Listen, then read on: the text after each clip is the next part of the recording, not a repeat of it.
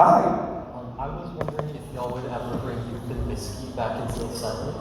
Absolutely. We actually talked about that for this run, but we didn't get it together. But that's one that we definitely will play again at some point. Thank you so much. He's like, hell. That song's the reason why I started to have to warm up before playing live. I used to just go right on stage, like, all right, let's just go play. And it's that song on the Avenged tour. Where I was like, I gotta start warming up. There's no way I could just go out. It was like 3 in a row. It was it. We were the Love Isn't Always Fair. yeah, We had that in there. yeah. It was just That's a fucking killer. there was no way. That whole album. That Yeah. it's insane. Hi, my name is Rhiannon. Hi, Rhiannon. Hi. I was wondering if you could convince Joe Flanders to continue Average Joe, and if so, would you guys be in it? Yeah, I mean, Joe is a school teacher now, so he's got a full-time gig. He teaches film to students. So that sort of gets in the way of him being able to make a silly internet show with us.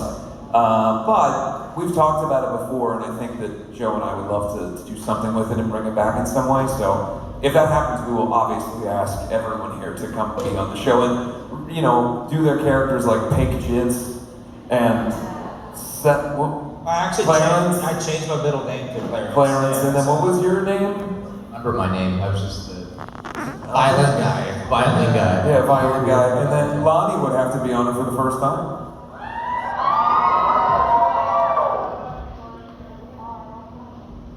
Hi.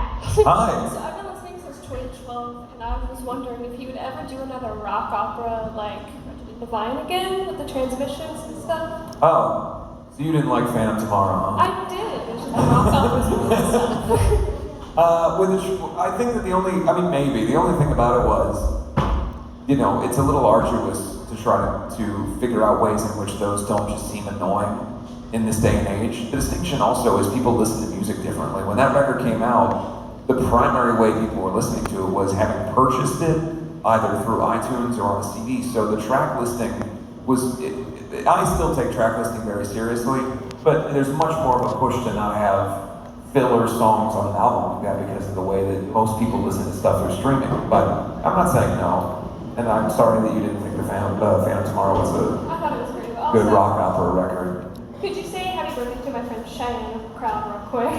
Hi, did you like the Phantom Tomorrow record? Okay. Happy birthday. Hi, my name is Rosalind. Hi. So this is technically my first show. I have 2 questions. What you got? So this is for Jake. Is there any way that I can get your vest that you are wearing since you sell them a bunch, but the show wasn't on there? So is there any way I can The shirt that you're literally wearing? This is what I'm wearing right now. Yes, please. Take it off! Is there any way I can get it, please? Unfortunately, not today. Yeah. Everybody's cheering for this man to have no clothes. Well, can I get I'm sure we'll be back here in about like 3 weeks or something. Exactly. We'll come right back. I'll have it a If bit. you ever want to see us, we're in Myrtle Beach all the time. We're here all the time. Y'all got any? Okay, so second question, Andy. What is your skincare routine? How is your What is my skincare routine? How is it so Okay. So, one thing is, I suppose it's a little bit of genetics in that my mom has very good skin and looks very young. And then the other is that my wife Lilith is like amazing at knowing all of the skincare stuff and everything. So I have like a very simple regimen of like making sure that my face doesn't feel like shit every day. But I don't do a whole lot. It's just basic shit, moisturizer, whatever. Was it? Well, I don't know what that means, but I'm gonna do it. All right, this is going to be our final question of the night. Yeah. Wow, okay. Hi. Is it good, by the way? Because now you know the pressure. I really have a question. If you say, can you say hello to my friend, I'm gonna run over there. No, I don't have friends. So this is kind of a long-winded one. Yes. How do you balance burnout with making your own passion your career? I love that. Can we each answer Oh, that? all of you, yeah. Yeah, fantastic. Long Dog, you want to start it?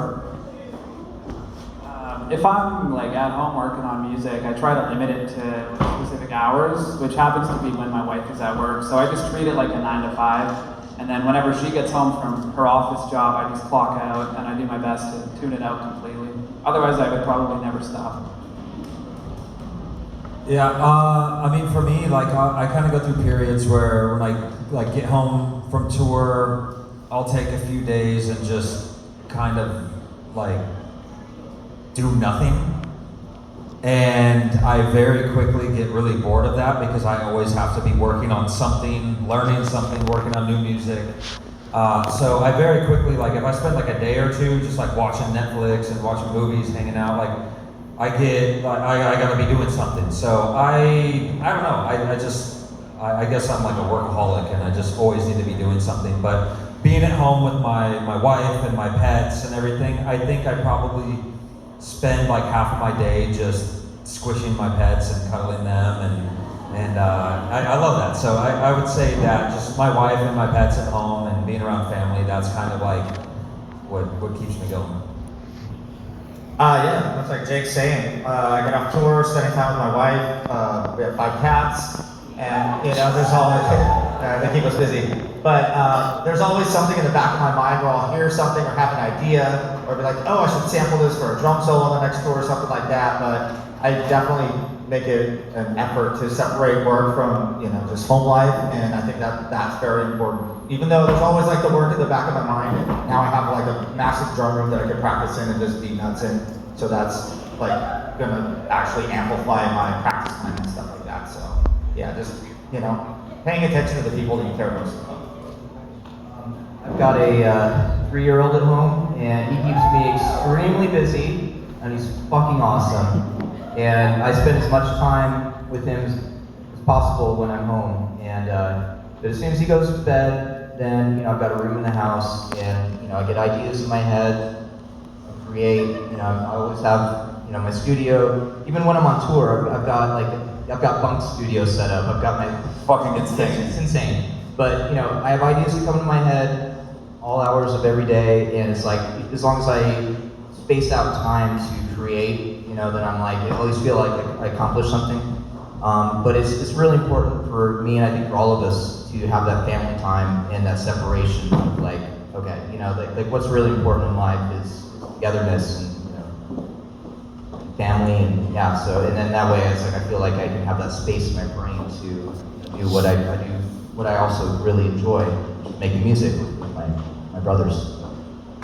I wish that I could answer your question with anything that gave you any hope for being able to do it, but unfortunately, I do not know how to turn off, and my wife and I are both that exact same personality type.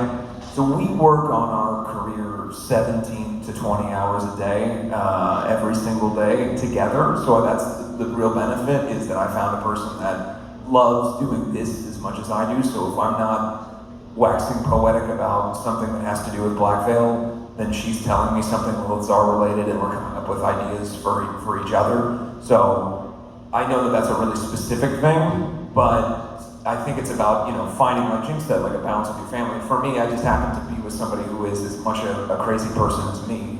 So we spend all of our time, and what if we built this thing, or what if this costume looked like this, or whatever. Like that's our whole day. And for me, the reality is, I wake up and the first thing that I want to do is figure out what is going to happen with the band. I'm on a call or dealing with something related to the band.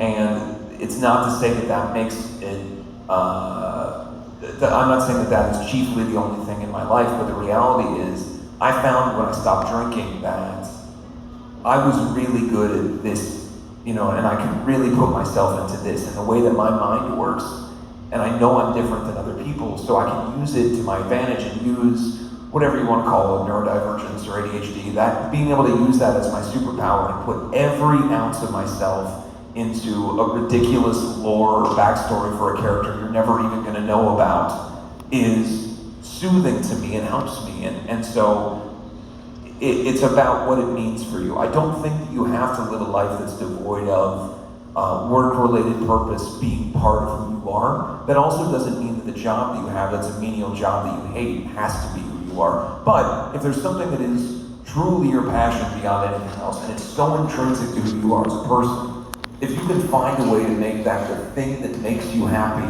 and gets you up in the morning and makes you feel something and gives you that passion, then I think that that's probably the best way to balance both of them, is to make it a thing that makes you you, as opposed to that thing being something that's put upon you. Does that make sense?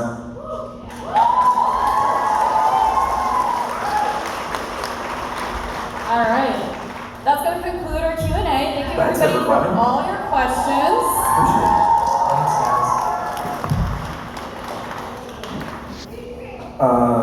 Friday the 13th. No. Dream Warriors, the Nightmare on Elm Street. What's that about? Happy Gilmore. Happy Gilmore. Happy Gilmore. Oh, horror. Still Happy Gilmore. Thank you so much, everybody. Drive safe tonight. We appreciate you coming. Thank you.